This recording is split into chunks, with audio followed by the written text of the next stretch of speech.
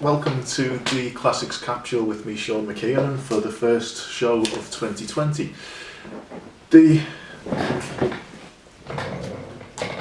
the clock back today to 1977 to begin with, carrying on the look at Doctor Who with the Tom Baker years. And by 1977, Tom Baker had been Doctor Who for 3 years. And the programme was at a major peak in its popularity. It had seen huge viewing figures. It had also seen a massive increase in controversy due to the content of the episodes it was making, and as a result of that there had been a huge number of complaints against the series by a number of lobbyist groups, one of them in particular headed by a campaigner named Mary Whitehouse, who basically detested Doctor Who and everything it ever did. But her complaints got to the point where at the end of the 1976-77 season, the BBC decided that action had to be taken. And the action that they took was to remove the producer of the programme, Philip Hinchcliffe, onto an alternative programme called Target. And they moved the producer of Target across to Doctor Who. And he was given a direct instruction to tone down the levels of violence and horror that were contained in Doctor Who. And for Graham Williams, the new producer, that meant one thing, and that was that they had to increase the amount of humour. And this was, as it turned out, an incredibly bad move to make. He was lumbered with a show with a star who was very rapidly becoming bored with the format, and a companion who Tom Baker basically didn't want. He didn't want the character, he didn't want the actress playing it. And it was at the point where he wouldn't even look at Louise Jameson at all. He's only address her on screen. He would have absolutely nothing to do with her off camera at all unless he really, really had to. On top of that, they had production problems when the first script for the 77-78 season was due to be a story based around the novels of Bram Stoker's Dracula. And unfortunately at the same time, the BBC drama department was also putting together a production of Dracula. And an edict came down from the BBC's head of drama to the Doctor Who department that you will not do vampires in Doctor Who. So Terrance Dicks was told, you cannot do your vampire story, we need another 4-part story very, very quickly. And he went away and was told by Robert Holmes, the script editor, I want a story set in a lighthouse.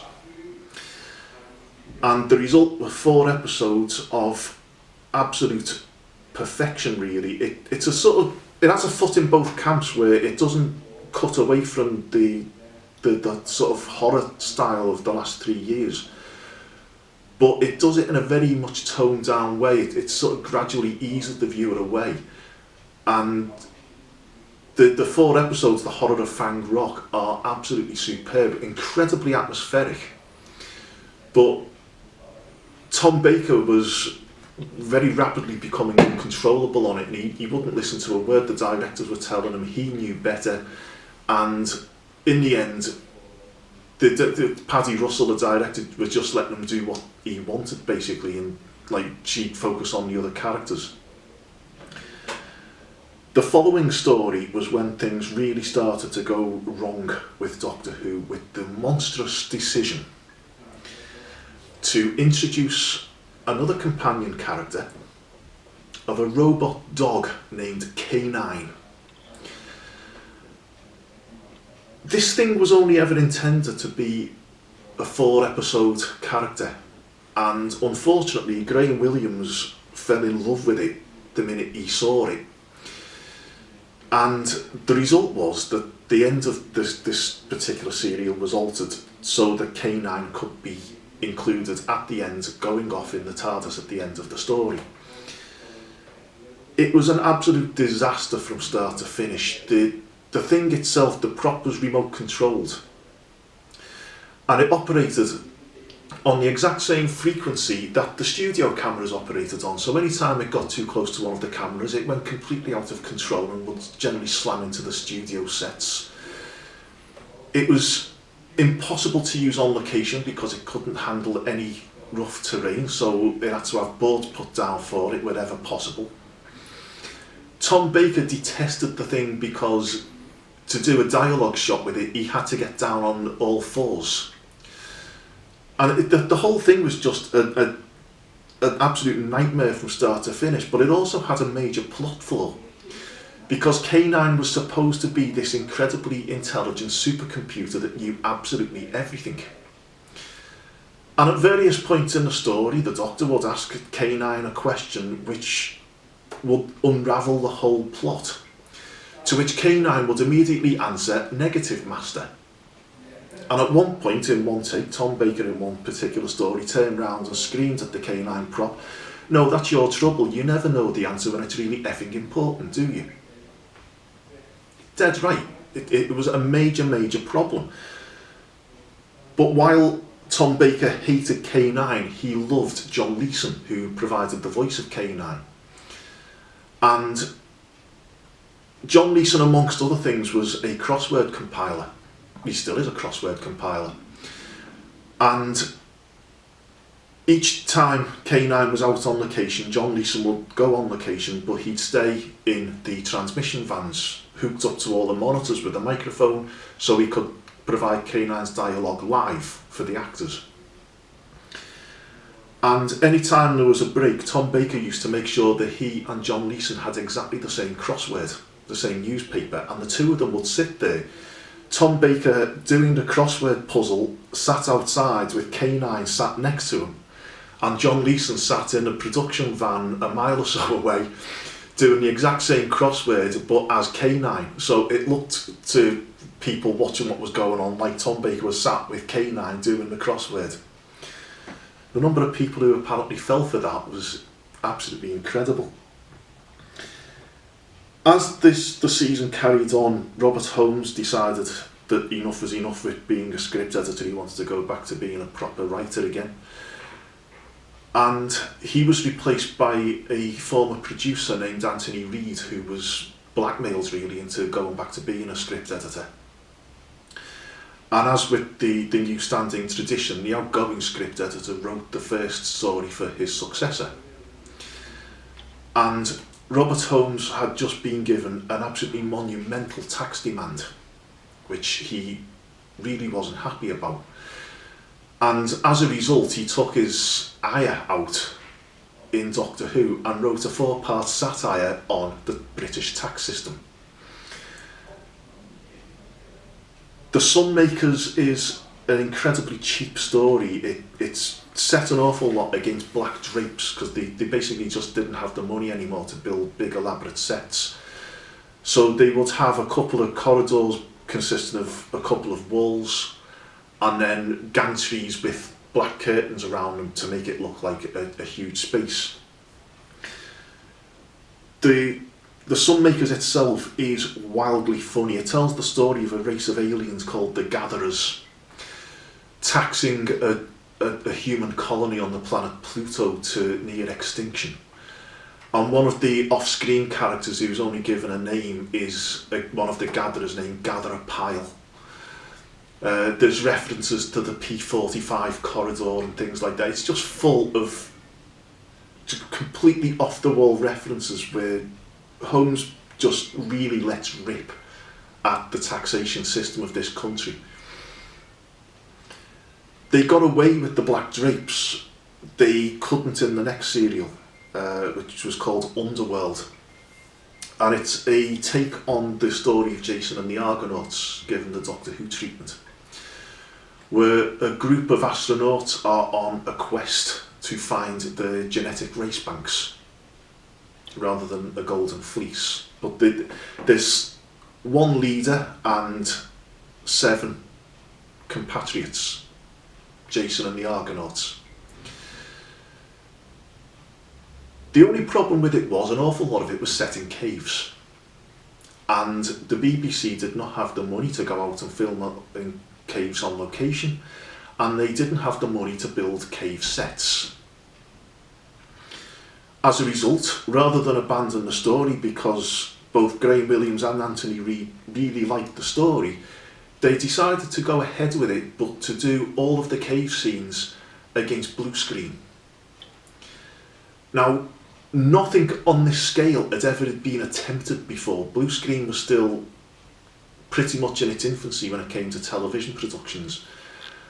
And while Star Wars had pretty much perfected the technique, Star Wars also demonstrated that you needed a lot of time and a lot of money to get it right. Doctor Who had neither. And as a result, Underworld is a very, very brave experiment, but there's far too many shots of characters running down passageways in these tunnels, and their legs appear to disappear because they get a flash of blue across their legs as they're running across. People run through rocks because the rocks aren't actually there and they have no idea where they are. And the whole thing actually becomes faintly comical in the end. Finishes with the very abrupt departure of Leela. Louise Jameson had made it clear at the start of the season she was going to leave at the end of the year. But Graham Williams thought that she would change her mind. As it was, her mind was very much made up. She was going. And as a result, this very brave, very impulsive warrior, at the end of the last episode, suddenly announces that she's fallen in love with a Gallifreyan guard and is going to stay behind on Gallifrey and get married. So completely out of character, it's untrue. But it's a case of, oh my God, Louise is going, we didn't think she would, what are we going to do? I know, we'll do this. The character of K9 was deemed a success. Lord only knows why. But the prop wasn't.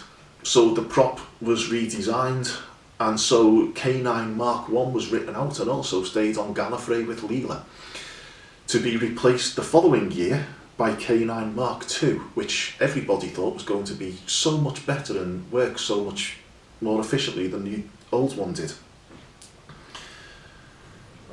The following year, Graham Williams decided to do something completely different with Doctor Who and have a series of linked stories right across the whole year. And as such, for the 6 stories, the Doctor will be on a quest on behalf of the White Guardian to find the key to time. The 6 stories would be about the Doctor and his new companion, a time lady named, if I can say this, Romana Dvoraratralundar, fortunately shortened to Romana, to find each of the 6 segments of the key to time, which were all disguised as different objects. And the stories were about them trying to find each object and get them away from whichever situation that they were in. Mary Tam was cast as Romana with the sort of description of the character that this is a leading part. And she was promptly given a script which required her to scream at every 5 minutes, which she very quickly realised that this starring role, while she was very much on screen a lot of the time with the Doctor and she had a very strong character, she was also there to be the usual companion filler.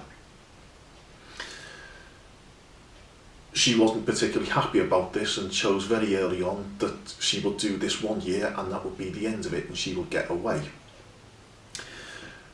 The Key to Time season is, it's known for introducing the concept of the Black Guardian and the White Guardian. The Black Guardian, played by Valentine Dial, a man who was known really as a voice actor from his days reading ghost stories as the Man in Black on BBC Radio. He was born with a very strange problem in his mouth, and the roof of his mouth was too high. And as he grew, he developed a very deep voice, and his mouth echoed as a natural echo chamber. There's no other way to describe it. So when he spoke, he had this incredible voice, which made him ideal for this godlike personification of evil like the Black Guardian. The season is also known for being the first televised work of a young writer named Douglas Adams, who wrote the second serial in this particular season called The Pirate Planet. The Pirate Planet is probably the best of the 6 stories in this, partly because of the script and also partly because of the completely off-the-wall performance by Bruce Purchase as the villain of the thing, the pirate captain. Half human, half robot. His costume is incredible. And Bruce Purchase really does play it for all it's worth. He is so far over the top, he's halfway down the other side, but the character's so big, it needs him to do it. And he is so funny and so entertaining in it. He is just absolutely wonderful. The Key to Time season didn't really hold together as a sort of overall idea. As a concept, it was fine, but this whole concept of Doctor Who is that he's a wanderer. He'll go here, there and everywhere. He's not really there to be an agent as such. And as such, you sort of knew exactly what was going to happen in each story, where the segment would be disguised as something, they'd find it, there'd be all kinds of problems, and then at the end of it, they'd overcome it, usually in the last 5 minutes of the story, and then they'd get away and go off to find the next segment. As the season came to a close, Anthony Reid had become exhausted looking after the scripts for the programme, and he stepped down as script editor. And herein lay the next disastrous appointment that Doctor Who made when they appointed Douglas Adams as the new script editor. This basically for Tom Baker was the green light to basically do whatever he wanted. He was, at this point, he thought that he was Doctor Who and nothing was going to change that. Mary Tam was replaced by one of the guest artists from the previous season, Lalla Ward, again playing Romana. Romana's a Time Lord, just let her regenerate. So we get Romana Mark II. The first story was a return for the Daleks, and strangely a return for Davros, who a couple of years before had been seen to be blasted at close blank range. The problem was Michael Wisher, who played Davros, wasn't available, and they didn't have the money to build a new mask or a new base unit for Davros. And David Goodison, who played Davros in the story, didn't really fit in the base unit very well, and the mask didn't fit him and had to be virtually crowbarred onto his face. And as the story progresses, you can see the mask deteriorate visibly as the thing goes on. Not helped either by the fact that any time Davros moves, you can see the actor wobbling in the base unit, because he basically just doesn't fit. It's an absolute disaster. The biggest disaster was that Tom Baker's propensity for ad-libbing had got to the point where it wasn't really Doctor Who anymore, it was becoming the Tom Baker Show. He was so consumed in what he was doing, he wasn't interested in what was happening with other characters or in the story itself. As long as the Doctor was good and funny and witty, that's all he was interested in. And the story suffered, and the programme itself was suffering, and it was obvious that changes had to be made. By the end of the year, Graham Williams had decided he'd had enough. He was on the point of a nervous breakdown trying to cope with the production demands of Doctor Who. And his replacement was very much left field. Tom Baker actually wanted to be the producer of Doctor Who and demanded that he be given the job, and he was laughed out of court by the BBC management. The choice of producer was the man who'd served as the production unit manager on the programme for the last 2 years, John Nathan Turner. And as he'd never been a producer before, he was given an executive producer as a sort of guiding hand. And as a masterstroke, the BBC appointed Barry Letts, who had overseen the whole of the Jon Pertwee years and had cast Tom Baker as the Doctor in the first place. And between the two of them, they appointed a script editor named Christopher Bidmead, who was very much along the scientific lines. He would write articles for computer magazines. And Bidmead admitted he hated the way Doctor Who had gone because it had become magical rather than scientific.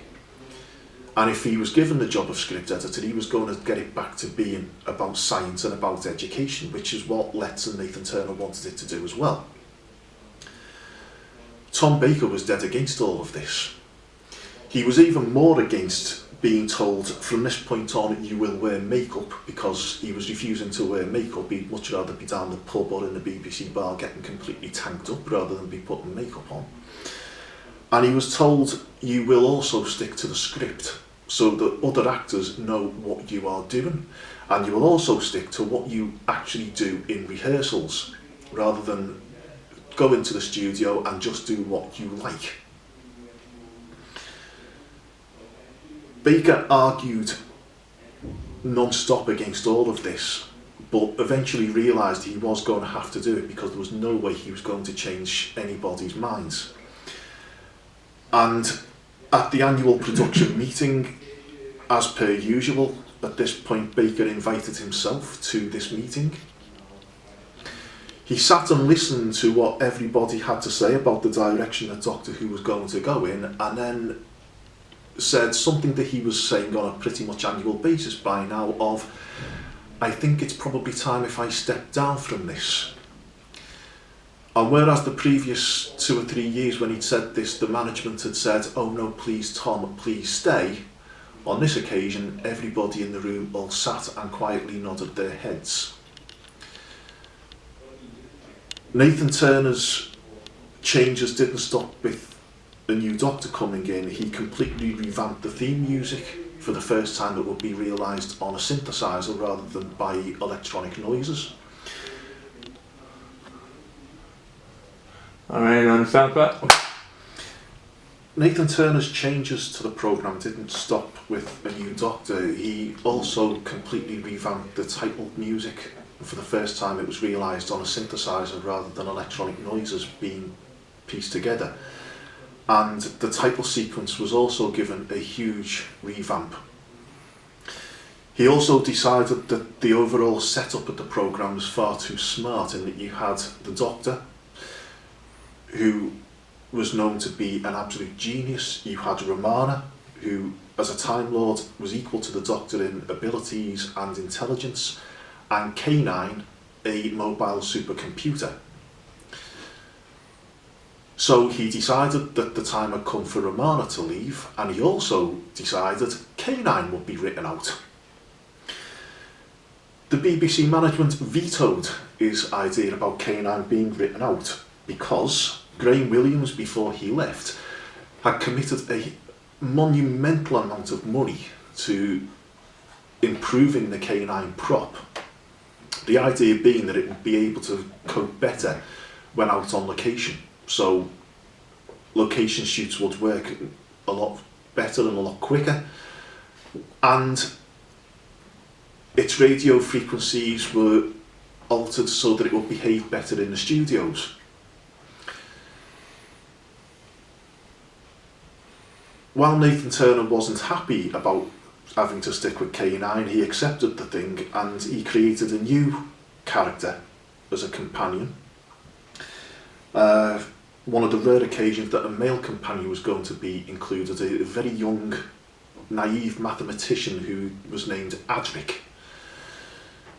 And again, they got it completely wrong when they cast it, in that they cast an actor named Matthew Waterhouse, who, whoever told him he was an actor, really, I don't know what they were watching, I don't know what they were on. Scripts were prepared and location work started on Brighton Beach, where the K9 prop, this super duper new version of the K9 prop, which had cost an awful lot of money, ended up having to be towed along on a piece of fishing line because it couldn't cope with the sand and pebbles of Brighton Beach. This led to a huge overrun on the location work and a substantial budget overrun, which gave Nathan Turner the ammunition he needed to change the BBC management mind. And as such, K9, it was announced, would leave the programme.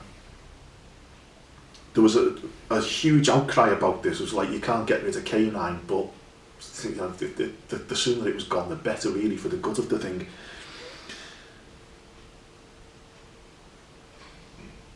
As the season progressed, Nathan Turner came up with the idea of introducing rather than do a whole season of linked ideas, there would be a sort of series within the season where 3 stories would be linked together, where the Doctor would be trapped in a very small pocket universe.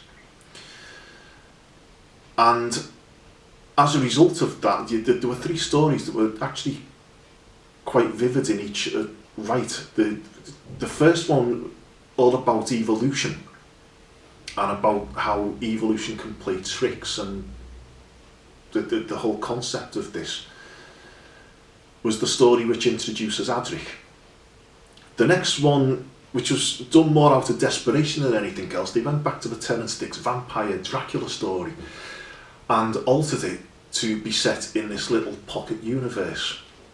And out of the whole season, apart from what happens at the end of the series, this is probably the standout story, although it is very nearly eclipsed by the next one, Warrior's Gate, where both what the story is about is anybody's guess, but the visuals of it is just absolutely outstanding. It's just a shame that it is so complex and so complicated. Even the cast didn't know what they were doing in it.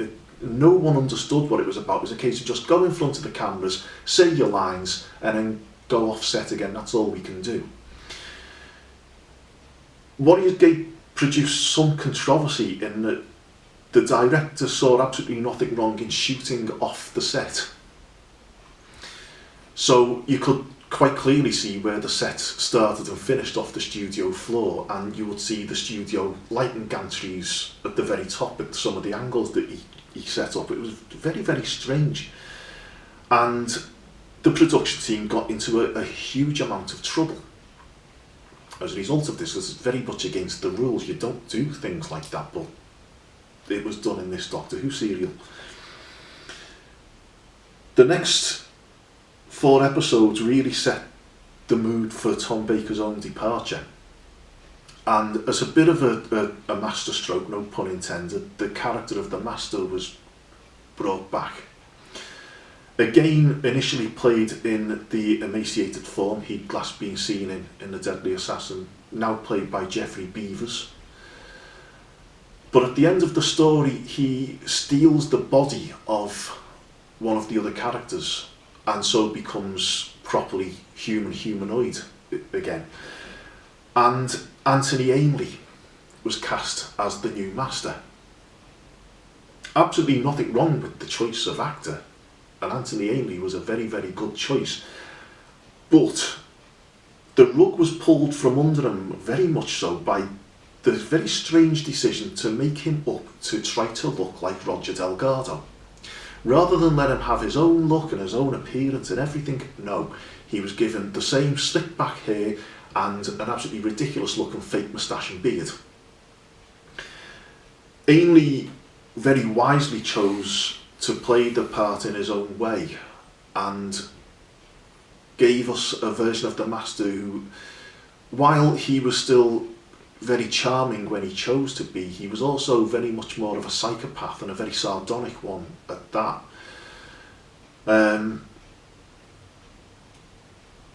Followed on directly into the final story of the year, when for 4 episodes the Doctor is basically followed around by a ghost-like figure. And it's done in such a way where you're sort of led to believe that this is the Master, but you've seen the Master change into somebody who looks incredibly like Roger Delgado, so how can this ghost be the Master? The story also introduces another companion named Tegan Jovanka, an Australian air hostess,